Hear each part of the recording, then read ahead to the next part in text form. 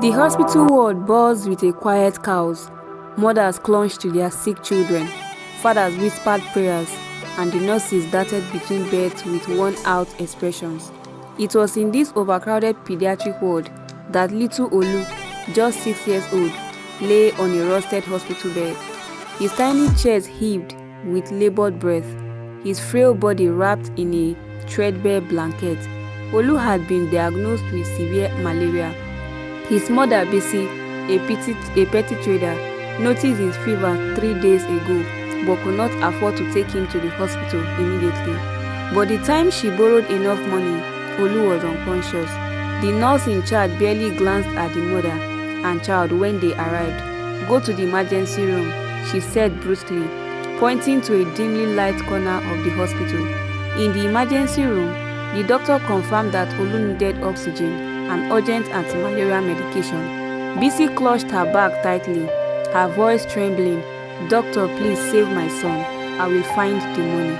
But the hospital had no functioning oxygen tank. "You need to buy one from the pharmacy," the doctor said, scribbling furiously on a piece of paper. Bisi ran out, her feet pounding against the dusty corridor floor. At the pharmacy, she was met with more bad news. The oxygen tank was far beyond her means. Tears streaming down her face, she begged for help. "Please, my son is dying. I'll pay in installments." The pharmacist shook his head. "Madam, we don't give on credit. Find the money." Back in the ward, Olu's condition worsened. His breathing was shallow now.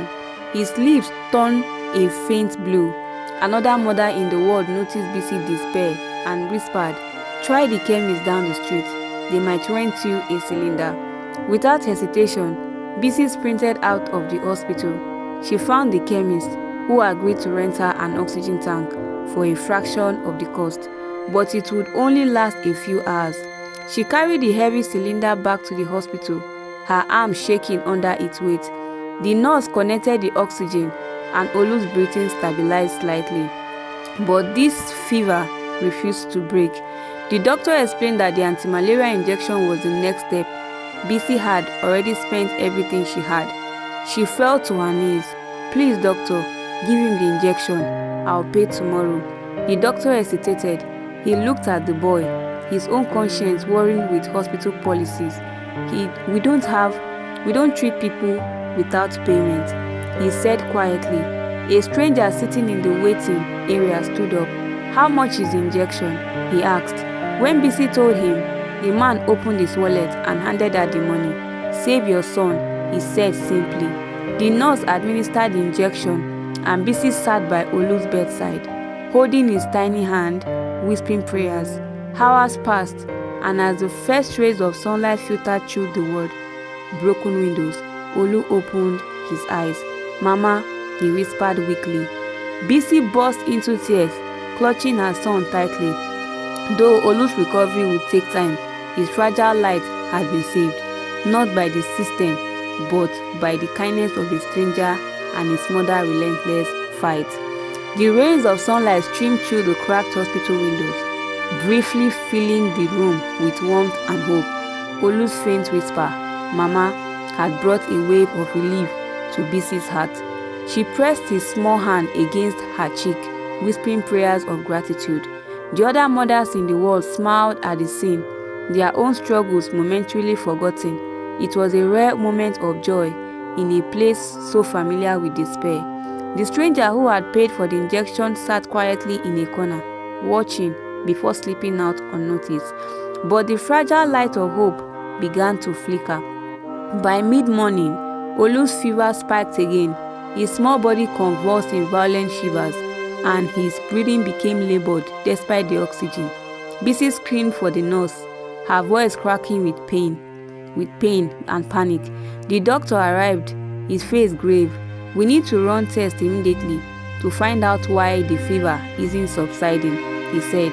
But the hospital's lab was overcrowded, and the results would take hours. "Can you do something now?" Bisi begged, tears streaming down her face. "We don't have the equipment here. You will need to go to a private lab," the doctor replied. With no time to waste, Bisi wrapped Olu in her wrapper and ran to the nearest lab. The streets were hot and dusty, and she clutched her son tightly as his body grew limp in her arm. At the lab, the technician took one look at Bisi and said, "Payment first." Bisi pleaded, explaining that her son was critically ill. "Please, I'll pay as soon as I can. He is my only child." But the technician was unmoved. She was forced to leave, holding her son even closer. When she returned to the hospital, Olu's breathing had worsened. His tiny chest barely moved, and his lips were now a deep blue. Bisi screamed for help, but the nurses were busy attending to other patients. The doctor returned, shaking his head. "We need to admit him to the intensive care unit, but there is no space here. You have to transfer him to another hospital." "How can I take him there when he's barely breathing?" Bisi wailed. Her cries echoed through the ward, but no one had answers. The oxygen tank she had rented was nearly empty, and her son's life was slipping away before her eyes. Olu's eyelid fluttered open for a moment. "Mama," he whispered again, his voice barely audible. "I'm here, my baby," Bisi said, holding his hand tightly. Then, with one last shallow breath, Olu's fragile light went out. Bisi wail pierced the air, silencing the word. The other mothers wept with her, feeling the weight of her loss as if it were their own. The doctor looked away, his face itched with guilt and helplessness. In that moment, Bisi collapsed beside her son, clutching his lifeless body. Her cries filled the hospital, a raw and haunting reminder of a system that had failed her child. Olu's death was just one of many in the overcrowded and underfunded hospital, where hope often came too late and life hung by the tiniest thread. For more stories, follow our channel and drop your comments. Bye.